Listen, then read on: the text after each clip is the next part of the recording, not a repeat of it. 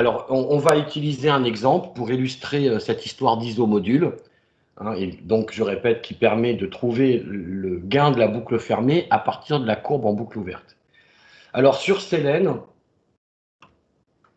je vous ai mis le TD3, et quand vous ouvrez le TD3, il y a un exercice. Et cet exercice nous permet de travailler sur un black avec une fonction de transfert de base du deuxième ordre, qui est écrite ici. Alors je vous dis ça parce que, bon, soit vous arrivez à avoir deux écrans en même temps et vous pouvez regarder ce que l'on va faire comme exemple à partir du sujet du TD3, soit quand vous reprendrez ça à tête reposée, vous pourrez aller regarder très précisément, de manière plus claire peut-être, avec une bonne lecture graphique sur le sujet du TD3. D'accord? Moi, de toute façon, je le refais là. Alors, quand on revient sur ASL, donc pour l'instant, je n'ai volontairement mis que le plan de Black, il n'y a pas la bac de Black, il n'y a pas les isomodules. Et donc, on va simuler un système. Donc, je vais dans Éditer. Vous ne voyez pas forcément tout, mais ce n'est pas très grave. Donc, je vais simuler un système que l'on vient de voir dans le sujet du TD3. 1, 5 sur 1, 5 sur 1 plus 2P plus P carré. C'est donc un système du second ordre. Et je vais tout de suite lancer sa simule. Voilà la courbe qu'on obtient. Donc là, ça représente un système. Ça représente un système. Ici, vous arrivez à voir ce que je vais écrire. Ça représente un système dont la fonction de transfert, j'ai l'appelé T de P. C'est un second ordre, 5 sur 1 plus 2P plus P carré. Alors, sur ce logiciel, quand je clique sur la courbe, il me fait apparaître une fenêtre, et dans cette fenêtre, il me donne la valeur du module, la valeur de la phase pour une valeur de pulsation. Donc là où j'ai cliqué, vous voyez, il me dit que ma phase vaut moins 10 degrés, ouais, effectivement. Mon gain vaut quasiment 14 dB, oui, effectivement. Et que ça, c'est pour oméga égale 0,0901 radians par seconde, on va dire. Et quand je parcours la courbe, vous voyez que le oméga change. Vous voyez changer le oméga? Ceci nous indique bien qu'on pourrait mettre une flèche sur la courbe, je ne la mets pas pour ne pas surcharger, que le oméga égale 0 est bien ici, et qu'au fur et à mesure que j'augmente le oméga, je vois le gain décroître, hein, 0,3, le gain décroît, la phase décroît, va vers négatif, etc. Qu'au fur et à mesure que j'avance dans les oméga, je parcours la courbe. Donc n'oublions pas qu'il y a les oméga sur cette courbe, et que le oméga égale 0 sur cette courbe, il est ici. Voilà. D'accord? Et que ça correspond au gain statique. 14 dB, 20 log de 5 égale 14 dB, c'est bon. Ça va pour l'analyse? Donc ça, ce qu'on a tracé, attention, c'est une courbe. Et en fait, cette courbe, on va considérer que c'est la boucle ouverte d'un système bouclé à retour unitaire. C'est tout le discours qu'on a eu, que tout ce qu'on allait faire maintenant s'appliquerait à des systèmes bouclés à retour unitaire. Donc finalement, T2P, ça va être la FTBO d'un système bouclé. Hein, on va faire un comparateur. Bon, je n'ai pas beaucoup de place, donc je le fais très symboliquement. La fonction de transfert T, et je fais un retour unitaire. Et ça me donne une certaine fonction de transfert, une FTBF. OK? Ça va? Donc maintenant, je vais m'intéresser à la boucle fermée qui serait issue de ce que je viens de dessiner là, qui serait issue d'une FTBO. Ah merde, là, vous ne le voyez pas. Qui serait issue d'une FTBO. Si, vous voyez. Vous voyez? Donc, on n'oublie pas qu'on trace la boucle ouverte dans Black. C'est très important de ne pas tout mélanger, évidemment, à nouveau. Bon, et que maintenant, on fait un retour unitaire de cette FTBO et on a un certain système en boucle fermée. Et donc, les isomodules vont me permettre de faire quoi? Je vais les représenter déjà, mes isomodules. Donc, pour ça, j'ouvre la petite fenêtre avec un clic droit et ici, je peux faire afficher les isomodules. Les voilà. Vous arrivez à les voir? Oui. Ouais. Comme c'est écrit en tout petit et que c'est pas très propre, c'est pas très lisible, je vais rappeler les isomodules principaux. Ici c'est le 0 dB. Ici, c'est le moins 1. Ici, c'est le moins 2. Alors, je ne mets pas dB à chaque fois. Hein. C'est moins 2 dB. Là, c'est moins 4, etc. Là, on a des isomodules de plus en plus petits. Puis, quand on a passé le 0 dB, on passe aux isomodules fermés sur eux-mêmes, qui, eux, sont positifs et sont de plus en plus grands. Vous vous souvenez? Il est où le plus 1, monsieur, du coup? Alors, le plus 1 n'est pas représenté ici. D'accord. Donc, je vais le rajouter. D'accord.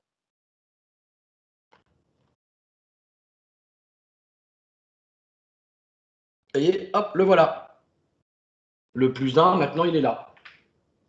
Rappelez-vous bien qu'on ne représente que quelques valeurs remarquables ou simples entières d'isomodules, mais qu'il y en a en vrai une infinité. Qu'il y en a partout. Alors maintenant, regardez, c'est tout bête. Ce que je peux déduire de la courbe en boucle ouverte et des isomodules, c'est ce qui va se passer pour la FTBF à retour unitaire. Je ne l'écris pas. Et on va pouvoir en déduire ce qui se passe pour le gain de la FTBF en fonction de oméga, donc son diagramme de Bode en gain. Oui? Oui. D'accord? Eh bien alors pour ça, il suffit de chercher les intersections entre la courbe en boucle ouverte et les différents isomodules. Et quand notre courbe en boucle ouverte, elle coupe un isomodule, ça veut dire qu'à la pulsation qui est ici, le module de la boucle fermée vaut moins 1 dB. Donc je vais aller regarder la pulsation qu'il y a ici, pile poil. Il me dit, bon, 0,77, d'accord? Il me dit que là, le oméga vaut 0,77. Ça veut dire que pour oméga égale 0,77, le gain de la boucle fermée vaut moins 1 dB. On continue d'augmenter la fréquence et on voit qu'un peu plus loin en fréquence, on coupe l'isomodule. Vous voyez ou pas? L'isomodule qui est là. 0. Avec la feuille du TD3, vous le retrouverez encore une meilleure lecture. Donc je viens ici, et là, qu'est-ce qu'il me dit le logiciel? Que ma pulsation, elle vaut 1,3 radians par seconde. Ouais. Donc, pour 1,3 radians par seconde, j'ai mon gain en boucle fermée qui vaut 0 dB. Non? Oui. Et qu'est-ce qu'on est en train de voir? On voit que quand ma courbe en boucle ouverte, elle a les oméga qui augmentent, on coupe d'abord des isomodules négatifs qui passent à 0 dB, qui augmentent et puis qui rediminuent. Vous voyez ou pas? Ouais. Conclusion, là, si je vais ici au niveau de la pulsation, je suis à quelle pulsation? Allez, 2 radians par seconde. À 2 radians par seconde, quel est l'isomodule que je touche? 1. 1. À 2 radians par seconde, je suis monté à 1 dB. Ouais. Est-ce que j'aurai des dB plus grands? Non. Parce qu'on voit bien que ma courbe en boucle ouverte, une fois qu'elle est venue toucher le 1 dB, elle continue, mais elle touche à nouveau des dB qui décroissent. Ouais. Donc à partir de là, si je regarde ici, je suis pour oméga égale 2,5, je touche à nouveau l'isomodule 0 dB. Donc pour 2,5, je suis à nouveau ici. Vous comprenez? Oui. Je vais un peu plus loin. C'est pas la peine que je crie. Je vais un peu plus loin, je suis à 3,2 radians par seconde. Cette fois, je touche l'isomodule moins 4. À 3 radians par seconde, je suis à moins 4. Vous voyez que ça va chuter très brutalement. Ouais. Ça se met à chuter beaucoup. Pigé? Ouais. Bon, alors j'ai commencé à oméga égale 0,77, là où j'ai trouvé le premier isomodule que je touche. Mais c'est pas vrai, il y en a d'autres. Vous voyez, il y a d'autres isomodules, entre moins 2 et moins 1, il y a d'autres isomodules qui se baladent là. Hein? Il y en a d'autres là qui feraient comme ça. D'accord? Ouais. Donc pour oméga plus petit, je touche un isomodule qui est encore plus petit que moins 1, mais plus grand que moins 2, quelque part entre moins 1 et moins 2. Donc ma courbe, ici, il se passe encore des choses dans cette zone-là. Et celle que j'ai besoin de savoir, c'est qu'est-ce qui se passe pour le oméga égale 0. Qu'est-ce qui se passe au niveau du gain statique, quelque part. Oméga égale 0, c'est le gain statique. Alors, oh mince, attendez, j'ai bougé le PC. J'ai dû faire une bêtise. Non, ça va. Non, c'est bon. C'est bon. Alors, à votre avis, que se passe-t-il pour oméga égale 0? Où est oméga égale 0 sur ma FTBO? C'est ici, on a dit. Ouais. Ouais. Et donc, il y a un isomodule qui commence de là comme les autres et que ma courbe touche à oméga égale 0, quelque part entre moins 1 et moins 2. Alors, on va éviter le suspense pendant 2 heures. Je vais rajouter, alors déjà, je vais enlever les légendes pour qu'on voit bien le démarrage des isomodules. Et puis, un isomodule entre moins 2 et moins 1. Vous metteriez quoi, vous, comme isomodule entre moins 2 et moins 1? Moins 1,5. A priori, on pourrait se dire moins 5. On est quelque part à peu près au milieu entre les deux. Donc, effectivement, 1,5, ça peut être tentant. Bon, en vrai, c'est 1,6. Donc, je triche. On peut faire ça par tâtonnement. Hein. Voilà. J'ai rajouté un isomodule. Vous le voyez, celui qui n'était pas là tout à l'heure, Oui. entre moins 2 et moins 1. Donc, lui, c'est moins 1,6, ce que j'ai rajouté. Qu'est-ce qu'on voit? À oméga égale 0, quel est l'isomodule qu'elle touche? Moins 1,6. Donc, à oméga égale 0, mon gain, il vaut moins 1,6 dB. Et comme c'est pour oméga égale 0, moins 1,6 dB, c'est donc en dB le gain statique de la boucle fermée. Oui? Bien entendu, si je n'ai pas le logiciel et que je ne peux pas rajouter, tâtonner pour trouver quel est l'isomodule que je touche là précisément, ben vous avez le droit de répondre que ma courbe en boucle ouverte à oméga égale 0, elle est entre moins 2 et moins 1 dB. À la louche, ben, je dis que ça fait moins 1,5. Si en vrai c'est moins 1,6 et que vous dites que c'est moins 1,5, l'erreur elle n'est pas importante. Hein. C'est une détermination graphique. Tout ceci se fait, donc détermine les trucs graphiquement. On a le droit à une certaine marge de tolérance de lecture. Vous comprenez? Ça va? Conclusion. Ouais. Que fait ma boucle fermée? Eh bien, elle commence ici à oméga 0, à oméga égale 0 à moins 1,6. On Puis voit on la voit résonance. qu'elle grimpe, elle monte, elle passe par un maximum à plus 1 dB et elle redescend. On peut donc en déduire qu'effectivement, ma boucle fermée, elle possède une Résonance. résonance. Donc, j'ai la réponse qui m'intéressait. Vous voyez, je reviens à la qualité de stabilité. Je dois savoir si mon système en boucle fermée a une bonne qualité de stabilité. Je dois savoir si ma boucle fermée a une résonance. Je trace ma boucle ouverte dans mon plan de Black. Les isomodules me permettent en un coup d'œil de très rapidement savoir si oui ou non il y a une résonance et s'il y en a une, quelle est son amplitude, quelle est sa valeur. Je crois que j'ai compris le truc. Est-ce que si la courbe de la FTBO, elle doit obligatoirement être en dessous de la courbe de l'isomodule qui commence au même endroit pour pas qu'il y ait de résonance? Quelque part, oui, exactement. C'est ça. Si ta courbe, elle commence de là, pour pas qu'il y ait de résonance, il faut qu'elle passe en dessous. Ouais. Ok. Et comme ça, on voit bien qu'on commence avec l'isomodule à 0 dB, à 0 radians par seconde, pardon. On commence à moins 2 dB et on devine bien que là, ma courbe en boucle ouverte ne va faire que toucher des isomodules strictement décroissants. Que donc ma boucle fermée va être strictement décroissante en gain. Donc, elle n'aura pas de résonance. Ouais. Alors que là, je commence à un isomodule, puis on voit bien que ma courbe, en parcourant les oméga, eh bien, elle commence par d'abord toucher des isomodules qui augmentent avant d'avoir des contacts avec des isomodules qui rediminuent. Donc, on part d'une valeur, on a des isomodules qui augmentent, puis ça rediminue.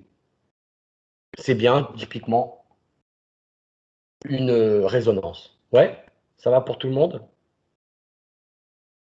Mais alors, il faut faire attention avec ta règle parce qu'il y a d'autres cas de figure où on. Voilà, enfin, voilà, faut pas trop faire une règle intuitive. C'est bien, du coup, comprendre ce qui se passe et être capable de l'interpréter avec la bague de Black. Est-ce que ma courbe, quand je la parcours, je fais une détermination où on a un gain qui est strictement, on a des isomodules strictement décroissants, donc un gain en boucle fermée strictement décroissant, ou bien est-ce qu'on part d'une valeur, on touche des valeurs plus grandes pour reavoir des valeurs plus petites, donc on a une résonance. C'est clair? Ouais. C'est clair ou pas? Ouais. Ben voilà. Du coup, on a notre outil pour facilement déterminer la résonance ou non de la boucle fermée, donc de pouvoir dire si ma réponse indicielle en boucle fermée, donc si mon système asservi aura des oscillations ou pas dans sa réponse indicielle, donc s'il a une bonne qualité de stabilité ou pas. Ouais? Ok. Où se situe, de combien est la résonance ici pour terminer? Parce qu'évidemment, plus la résonance en boucle fermée va être importante, et plus les oscillations amorties mettront du temps à s'amortir, hein, plus les oscillations seront fortes. Alors, comment trouve-t-on la résonance? On va C'est voir le- si vous bah, avez le- révisé. Dites-moi. C'est 1 dB, non? Eh bien non, justement, vous n'avez pas révisé. C'est 2,6. La résonance, ce n'est pas 1 dB. La résonance, c'est l'écart entre le maximum. Alors, le maximum, c'est 1 dB, ça d'accord. Mais entre Et le le zéro. maximum et le. Et le minimum. Le Pas le castat. minimum. Castat. Le minimum, Le il est moins infini. Ah, oméga 0, ouais. Du coup, Voilà. c'est Du coup, 2,6. oui, c'est 2,6. C'est 1 moins 1,6. D'accord? Elle est là. Vous le voyez le vert ou pas? Un peu faible, mais ça va. Ça Voilà. passe. Là, il y a le statique. Là, il y a le maximum. La résonance, c'est la distance entre les deux. Elle est là. Alors, la distance vers le haut. Et donc, ici, elle vaut effectivement le maximum qui vaut 1. Attendez, je vais le mettre en dessous.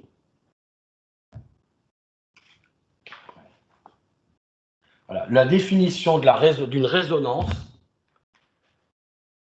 Une résonance en dB, sa définition, c'est le maxi moins le statique. Ouais.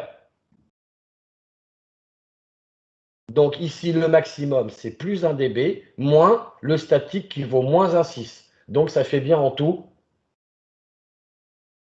plus 2,6 dB. Ça passe? Ouais. Et on va mettre un petit prime sur le R, puisque on parle bien de la résonance. Là, ce qu'on détermine grâce à la BAC, c'est la résonance de la boucle fermée. Donc, moi j'aime bien mettre un prime, ou alors on peut le marquer la résonance de la FTBF ou de la BF. Hein. Mais il faut bien qu'on comprenne que c'est grâce à la boucle ouverte qu'on détermine la résonance de la boucle fermée. On peut même déterminer complètement l'évolution, on peut trouver toute la courbe de la boucle fermée. Vous voyez, c'est ça qui est intéressant aussi. On peut avoir le comportement fréquentiel complet de la boucle fermée, aussi bien pour le gain avec les isophases, les isomodules, mais bien sûr, on pourrait aussi avoir les phases. Attendez, parce que là, mon PC me fait des siennes. Voilà. Si j'affiche les isophases, vous voyez, il y a à nouveau des courbes, et bien sûr, avec le même principe, quand je fais une intersection avec une isophase, ça me dit que pour le hôtel oméga, la phase vaut tant de degrés, etc. Bon. Le logiciel, il peut la tracer, la courbe de la FTBF? Bien sûr. Tu veux qu'on la trace? Ouais. On va la retracer.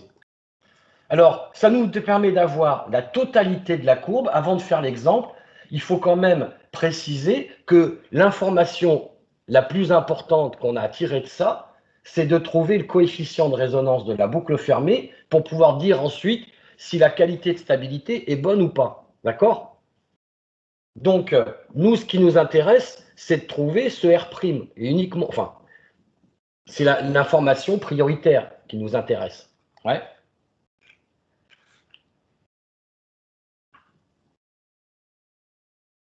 Et pour ça, eh bien, forcément, si vous regardez comment ça se passe, on en a déjà un petit peu discuté là, avec les quelques questions que vous m'avez posées. Hein, on voit bien, bon là j'ai enlevé les légendes, hein, mais là les isomodules sont petits, ils augmentent, ils arrivent à 0, puis ensuite ils passent dans le positif. Donc en fait, on voit bien que ma courbe, suivant comment elle passe, s'il y a une résonance, elle part d'une valeur d'isomodule qui est plus petite que les isomodules qu'elle coupe après.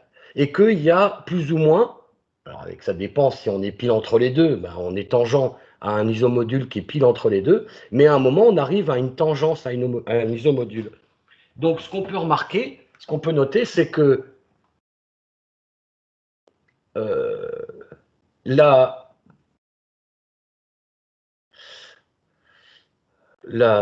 tangente, à un isomodule, sous-entendu de la FTBO, hein, à un isomodule, donne quoi? Le gain, Le gain maximum. le gain maxi de la FTBF. Et puis, à oméga égale 0, on a l'isomodule du gain statique, exactement, du gain statique de la FTBF. Et que c'est avec ces deux informations-là qu'on pourra dire que la résonance vaut le maxi moins le statique. Donc, ce n'est pas la peine de refaire toute la courbe à chaque fois. Vous avez une courbe, vous regardez, alors là, je pars de machin, ça augmente, je suis tangent là, donc c'est mon maximum, je fais quel est l'isomodule maximum? 1 dB, quel est l'isomodule le plus petit? Moins 1,6, quelle est la résonance? 1 moins 1,6, 2,6, point barre. Et je peux donc conclure, avec à peu près 3 dB de résonance, j'aurai pas des oscillations énormes, mais j'aurai quand même des oscillations, donc je n'ai pas une qualité de stabilité parfaite. Ouais? Ça va? Ouais. J'ai effacé direct, ça va, vous aviez noté. Alors faisons quand même, pour terminer cet exemple, faisons ce qu'a demandé votre camarade, une petite simule. Alors pour ça, de la boucle fermée, pour ça c'est assez simple. Vous revenez là vous voyez bien les menus, hein. Vous revenez dans Système, dans Éditer. Le système que l'on travaille, c'est toujours la boucle ouverte que l'on rentre ici, hein. 5 sur 1 plus 2P plus P carré. Donc on a notre boucle ouverte, voilà, vous voyez, il nous affiche notre T de P. Puis maintenant, je vais lui demander un rebouclage, ici dans Rebouclage. Et je lui dis rebouclage unitaire. Et vous voyez, le logiciel, il est sympa. Il vous dessine maintenant que vous êtes bien un rebouclage à retour unitaire. Il vous a même donné l'expression de la boucle fermée. Ça, c'est T de P, l'expression de la boucle ouverte. Chaîne de retour vaut 1, chaîne directe, donc boucle fermée, ça fait ça. Il donne le calcul. Alors, pas sous forme canonique, mais il vous le donne. Puis dans simulation, je peux faire la simulation d'un BOD. Alors, attendez, il ne faut pas que j'oublie de vider la liste, sinon il va me dessiner aussi la boucle ouverte. Donc, je fais la simulation de BOD. Bon, je ne touche à rien pour l'instant, je vais voir. La voilà. Vous la voyez bien? Ouais, super. En statique, en basse fréquence, on est entre -1 et -2, le fameux -1,6. On voit bien que la courbe monte, elle passe par un maximum à plus 1 dB, puis elle rechute très rapidement. Donc voilà, nous on l'avait dessiné beaucoup plus symboliquement, hein, mais c'est bien les informations principales, on les a bien obtenues sans faire la simulation, et on a bien une résonance entre là et là de 2,6. Ça roule? Ouais? Ouais. Et regardez ce qu'on va faire, c'est qu'on va faire une simulation de réponse indicielle. Donc d'accord, il y a un tout petit peu moins de 3 dB de résonance. Réponse indicielle de notre système en boucle fermée, regardez comment elle fait. Là, c'est en fonction du temps. Hein. T égale 0, T égale 10 secondes. Vous voyez, on a mis un échelon et regardez ce que fait la sortie. Elle a une oscillation.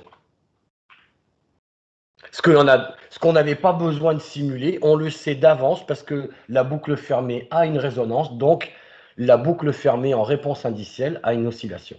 Ça, c'est la réponse de l'asservissement. Par contre, faites attention. Ici, il s'agit d'une réponse indicielle. Par rapport à l'oscillation qui est là, quel est le paramètre remarquable qu'on utilise souvent pour définir le fait qu'il y a une forte oscillation ou pas? 5% là? Non. Ce qu'on appelle le dépassement numéro 1. Vous vous rappelez de ça? Ouais. Hein? De combien on dépasse? Ben, vous voyez qu'ici, ma valeur finale est à 0,84 et mon dépassement, mon maximum, il atteint 1,2. Oui, 1, non, pas 1,2. 1 et pas beaucoup au plus. Bon, 1 et des bananes. À peu près 1. Il est un tout petit peu supérieur à 1. Donc, combien vaut le dépassement? Le dépassement numéro 1, il vaut 1 moins 0,84. Ouais. Il vaut à peu près 0,16 unités. Il vaut 0,16 unités d'entrée. Il vaut 16% de l'entrée, si vous préférez. Ça fait 16% de l'amplitude de l'échelon en entrée. 16% de 0. Et la résonance en boucle fermée, on a dit qu'elle valait environ 3 dB. J'arrondis, hein. D'accord? Vous êtes d'accord avec ces résultats? Ouais. Oui.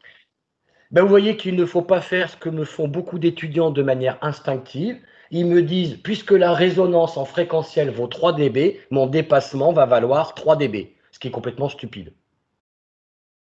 Parce que ça n'a aucun sens. Et là, on n'est pas en dB. Et pourtant, vous me le dites souvent. La seule chose qu'on peut dire, c'est que plus la résonance en boucle fermée est grande, plus le dépassement numéro 1 sera grand. C'est tout ce qu'on peut dire. D'accord? On ne peut pas relier numériquement, directement par un calcul simple, la résonance et le dépassement. Tout ce qu'on peut dire et qu'on peut lier, c'est que s'il n'y a pas de résonance, il n'y a pas de dépassement. S'il n'y a pas de résonance, il n'y a pas d'oscillation. S'il y a de la résonance, il y a des oscillations. Et plus il y a de la résonance, plus il y a des oscillations importantes, qui vont haut et qui mettent longtemps à s'amortir. D'accord, les gars? Pigé? Ok. Dans le TD numéro 3, il est un petit peu mathématique, mais il est très intéressant et très utile pour ça, justement. Comme c'est un second ordre, on se permettra de calculer la valeur de M, et avec la valeur de M, on peut calculer la valeur de D. Donc, vous voyez, en fait, on peut le faire le lien, mais il faut passer par la valeur de M, et ce n'est valable que pour les deuxièmes ordres. Donc, c'est un raccourci qui est trop rapide. Hein, donc, mais on pourra le faire dans l'exemple, comme ça vous verrez bien que ce n'est pas la même valeur numérique, ce n'est pas un lien direct, mais il y a un lien bien sûr, puisque plus la résonance est grande, plus le M est petit, plus le M est petit, plus le dépassement est grand. D'accord? Vous ferez bien attention à ça. Ok. Que je ne le vois pas dans des interros avec le mec qui me met résonance ici, quoi. Hein? Parce que là, on est en temporel. Là, c'est la réponse temporelle, la réponse indicielle.